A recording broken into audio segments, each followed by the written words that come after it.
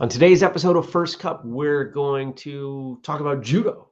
We're going to talk about today's episode of Martial Arts Radio. It's another How to Fight episode. And we're going to talk about the flexibility program that is releasing later today. Big stuff going on here. Stick around.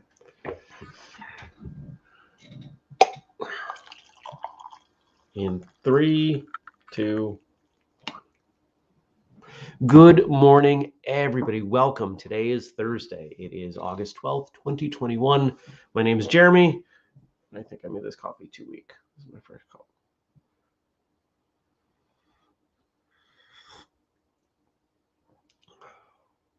I can't tell. It's way too hot.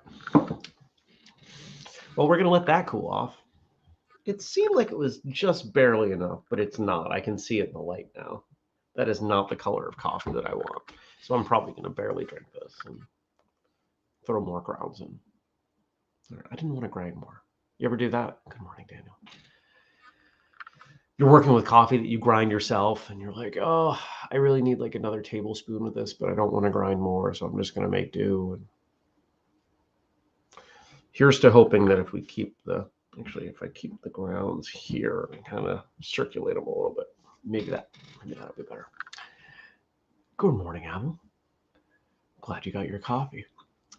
You know, I have to say, there's something really interesting going on with the company right now. In the last week, we have seen a bunch of orders. Overnight, we had a gear order and somebody bought the fight conditioning program. I don't remember the last time we had 2 orders in one day.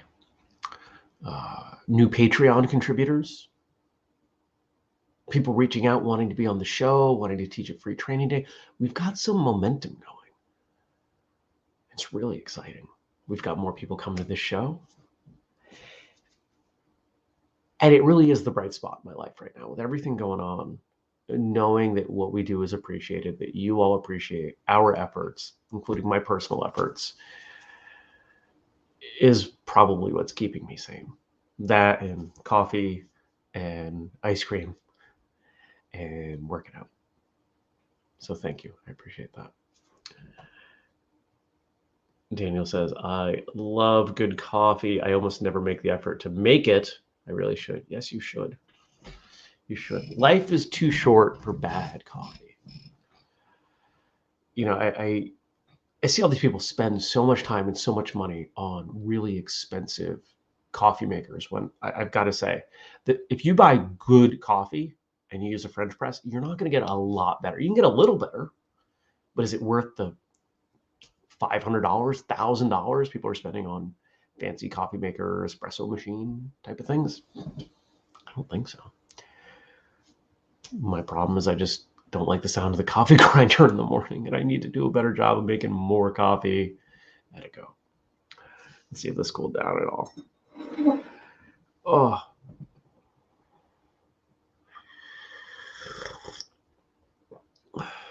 It's tolerable. We're in the midst of apple season. I canned up another 3 quarts of applesauce yesterday. I wasn't going to, but I was at the gym, and the owners heard that I make applesauce, and they're like, oh, we'll buy some from you. I'm like, I'm not going to sell you applesauce, but I'll bring you a couple jars. So I made more. I went outside, and in 15 minutes, picked a bucket of apples, and there's a ton of blueberries. Like, it's a busy time of year. It really is. Good morning, Stacy.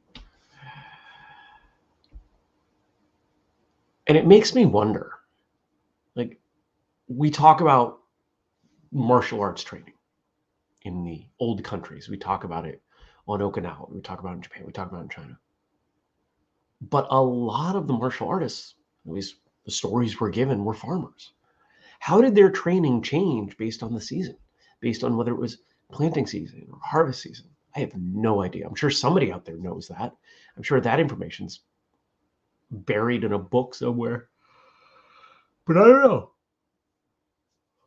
I can imagine that somebody somewhere 100 years ago was writing in their journal, man, I haven't practiced my forms that much this week. The crops are coming in fast and furious. Right?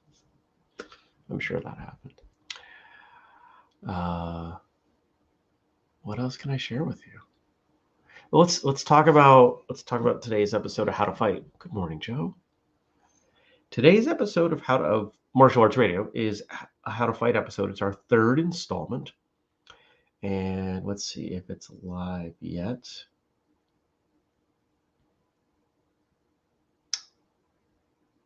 Nope, we're gonna make it live right now, so then you can watch after. Today's episode of How to Fight Steven Seagal as Nico Toscani in Above the Law. And we brought Matt King back from episode 602. This was the movie he wanted to do. And so he and Andrew and I had a great time unpacking that episode. Now, I know that for many years, we gave you exclusively audio, and we're slowly doing video, including this show. But if you have the opportunity to watch these shows, these How to Fights, we splice in clips from the movie and other things. We're trying to make them more visually appealing. We're trying to have fun with them. So I hope you do check them out here on YouTube, and I hope you'll, throw a thumbs up and a comment and all that, because that triggers the algorithm and gets more people to see them.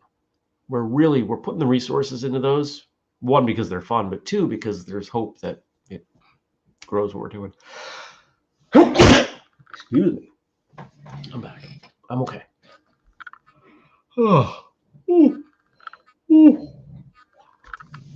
The How to Fight stuff, because we're only doing one every 5 weeks right now. If we get into a better pattern, we may do every 4 weeks. I don't see us doing them more frequently on that, because they're a lot of work. Unlike other episodes, God bless you, thank you. Unlike other episodes, I have to sit down and watch the whole thing beforehand. I don't like doing that. Julius does a wonderful job with that. I don't need to do that. But with these, I do, because I go through and say, okay, at this time, splice in this clip from the movie and this, and it takes a couple hours. It's a lot of work. So unless we stop doing other things that we're doing, which I'm not good at, I don't see that happening. I slept a lot better last night. I kept the air conditioner on from about 6:30 when I got home overnight, and I was able to sleep. Unlike the night before, where I think I slept like 4 hours. I got a full night's sleep last night. Wasn't enough to catch up, but I am doing much better. I'm far more functional. Did any of you get this shirt? See this shirt? It's not available anymore, because like most of the shirts that we do, it's limited time. But this is one of my favorite ones. I thought of Bill Wallace when I made this shirt. If you know anything about Superfoot, he loves dogs. Let's talk about the How to Fight program. I'm sorry.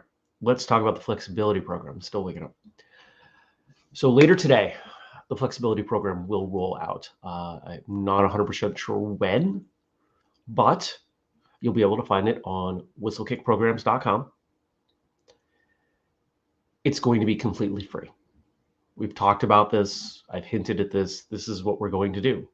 This program will be completely free. And I don't mean you have to sign up and jump through hoops. I mean, just here it is, download it, have at it.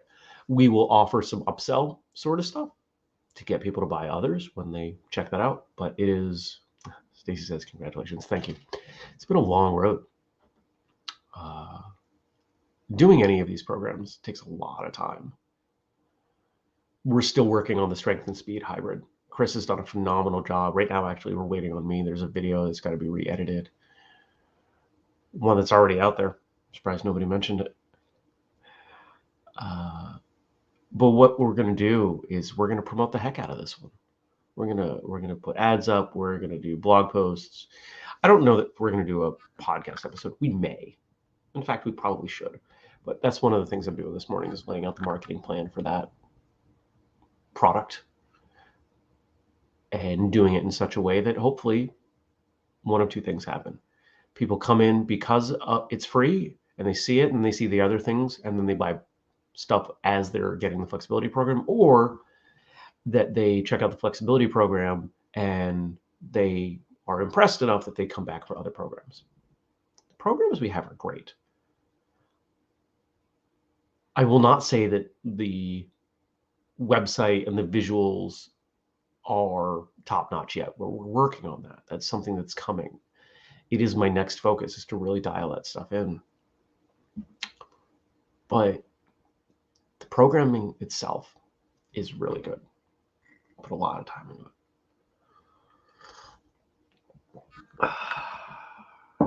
I was listening to a health and fitness podcast yesterday, and they were talking about flexibility, and it was clear they don't get it. They don't understand how flexibility works. They're preaching the same old stuff that everybody talks about, and it's just wrong. Will you get more flexible doing the stuff we've always done? Yeah, for the most part. Is it the most efficient way? Not even close. Not even remotely. Here are a couple things that may blow your mind. When we stretch, you are not elongating muscle fibers. You are not breaking up adhesions. You're not creating micro tears in the muscle or the connective tissue. None of that happens. If you're tearing fiber, it's called a sprain. What are some other myths around this? Flexibility has to hurt to be effective. You have to do it for 2 to 3 minutes at a time to create change. And you've got to do it like 3 times a week. I'm getting scolded here by Stacy. Let me put this comment up. The podcast is your biggest platform. Have Andrew interview you for a Thursday show. Get people hooked into the next stage. You are right. We really do need to do an episode on flexibility. And if we do an episode on flexibility where, one of the benefits of giving away this program is I don't care how much information we give away for free. I don't care how much information comes out outside of the program. Because here's what's going to happen. And this is why, unlike every other program we've done, it is full of footnotes, and why I got a doctor, a chiropractic doctor, and an athletic trainer to look it over and write the forwards, because people are going to look at this or hear about this, and what do most people do right now when they hear something that is contrary to what they understand? They disagree. They say you're wrong. In the case of modern social media, is stupid. And I'm going to catch all kinds of flack for this. I'm sure I am. But the program's free. So they don't even have to spend money to check it out and try it and follow the research. It's all there.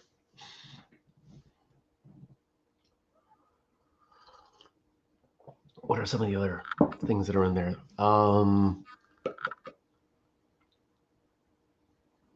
Here's a good one. Ultimately, it is your central nervous system that determines flexibility. Thus, anything that is painful or remotely painful is counterproductive.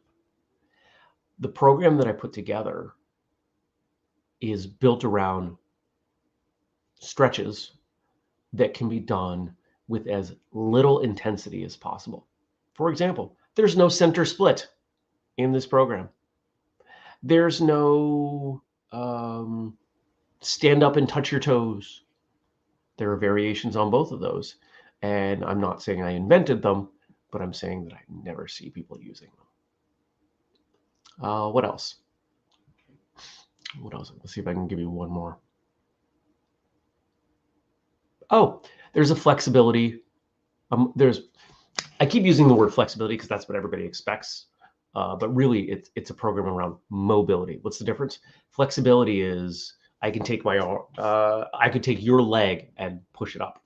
Mobility is you can take your leg and move it up. See the difference?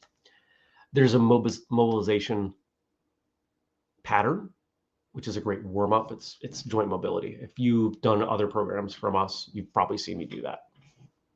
It works. There's a reason it's there.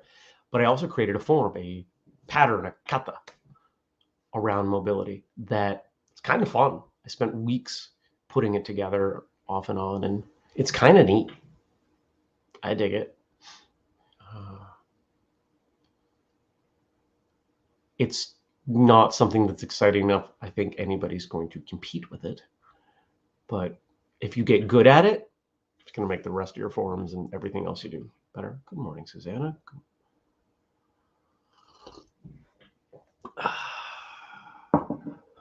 So common folk strength training. Well, we have a strength training program that's available as well. There is a component of strength in mobility. You have to get strong through these movements in order to have use of that range of motion. What's the point of doing a center split if you can't kick above your knee? There's no point.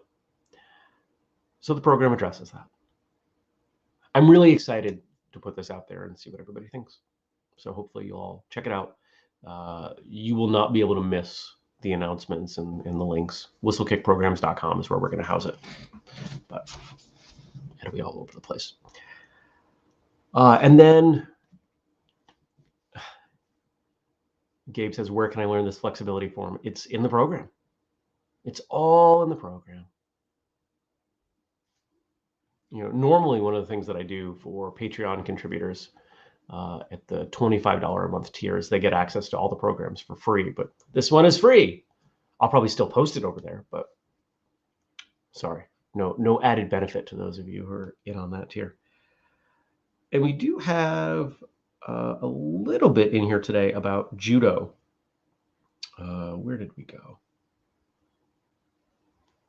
Frank gave us some quotes the other day on, or not quotes, some facts on judo. And I think the thing I want to say about judo, the thing I find most interesting is of all the martial arts, judo seems to have, and I'm not a judo practitioner. I did judo for, I don't even know that I want to say I did judo because I did a few classes of judo. I did a summer of judo, but I had a one-on-one because unfortunately nobody else showed up to class, but the instructor had committed to coming and he didn't want to leave me hanging. It was the summer before I went to college, I think. Had a ton of fun.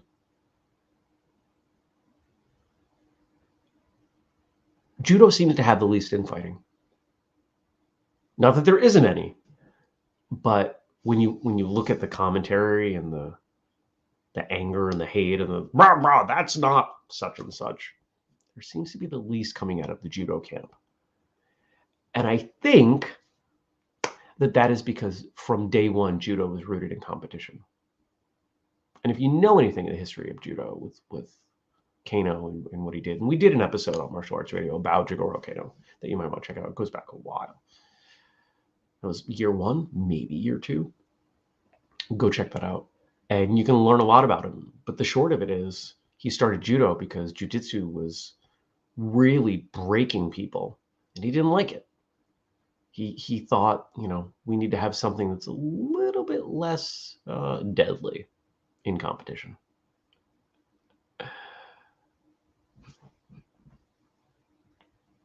Oh, Susanna says, I'm so glad you have this off the ground, much needed.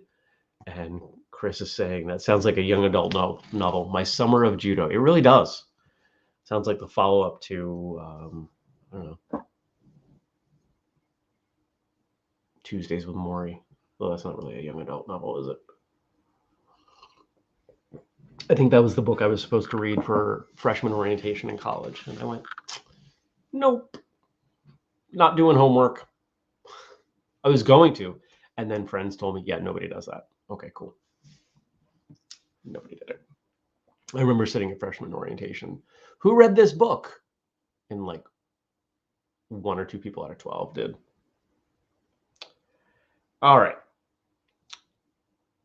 So Frank gave us some facts about Héctor Rodriguez Torres, who turned 70 today. And he was the first ever Olympic champion for Cuba in judo, 1976. It's easy to forget Cuba's a separate country, isn't it? What's going on with all their stuff? I haven't heard anything lately. I should look that up after the show because things were getting dicey down there. And then I don't know what happened after. This makes my day. Daniel says, as you were talking, I was thinking, I'm sure I've heard a podcast about Kano. And then, oh yeah, it was whistlekick. Don't. We have done subject episodes on just about everything. And if there is a subject that we haven't done an episode on, I want you to tell us and we'll do it. There aren't a whole lot of people episodes that are left that we would do. We did one on Enko Utosu. We did one on Bruce Lee. Every episode is on Bruce Lee in some way, it seems. We did not do one on Musashi because there's a book. It's a pretty solid book. And honestly, I'm not quite sure how much of what we would say would be even worth reading. There are a few other people that we've tried to do episodes on that there just isn't enough information to fill an episode. Kano. Yeah, there's a list. There's a list.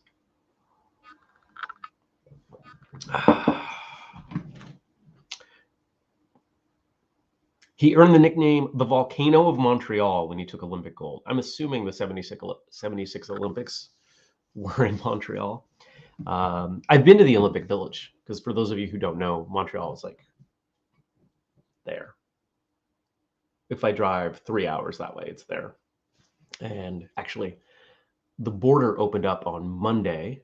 And if all goes to plan, Andrew of Martial Arts Radio fame is headed over the border to deliver some drums to somebody. And we're supposed to be having dinner on the other side of that. I'm excited. Actually, he's the person I see in person probably the most out of this community, which is great. But it'd be nice to catch up and hang out when we're not working, although we'll probably end up working. Put two martial artists in a room, they're going to talk martial arts. You put two people from whistlekick in a room talking about martial arts, inevitably it's going to be work. But, I'm going to pick his brain on what it was like going over the border because those border guards can be weird. They've asked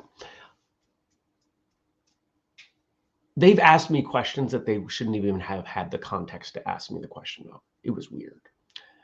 And I'm nervous that they've gotten even crazier. So we'll find out what's going on. And maybe, just maybe, I will go to Montreal and buy a whole bunch of bagels because, in case you didn't know, Montreal bagels. Amazing.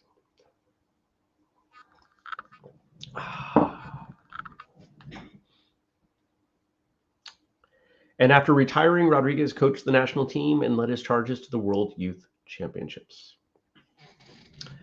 I think there's something really special about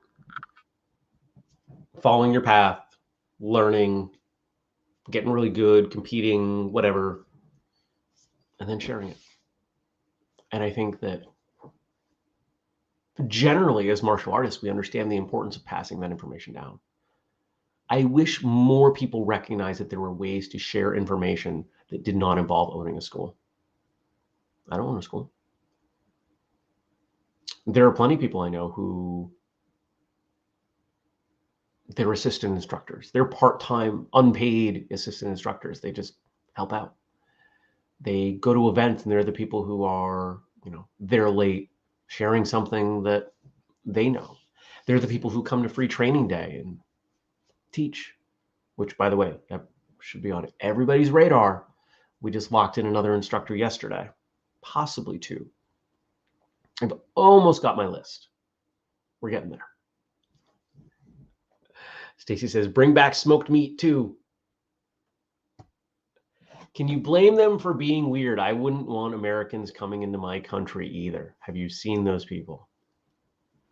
For those of you who don't know, Daniel's in the UK.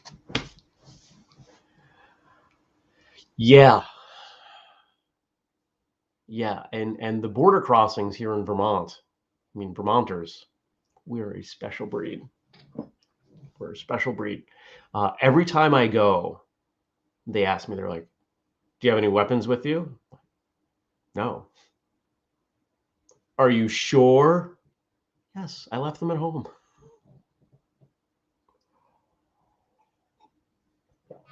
Crazy Canadians. I think that's good. I think the coffee's actually better than I expected it to be. So, yay. That makes me happy. All right, you guys. I'm going to go do the couple things I got to do before I get going on this flexibility program and rolling it out. The book, the guide, the program, all that stuff is done. It's just a question of posting it and letting everybody know where it is and putting out ads and videos and graphics and all that stuff that we got to do. So check it out. Enjoy it. Would love your feedback. I hope some of you will do it. The problem with programs is that most people don't do them. It's a sad fact in this space, whether we're talking about martial arts or strength training or whatever.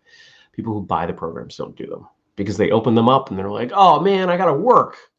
I was hoping there was some magic secret formula that I just had to work out once and I would be strong forever or flexible forever. It doesn't work that way. But you knew that. Okay. Leave me some questions, some comments, whether you're watching on Facebook or YouTube or Twitter, Periscope. Leave some comments below and I'll answer them tomorrow for Friday. Woo! Should have some jokes for you. Take care. I appreciate all of you, and I'll see you then. Peace.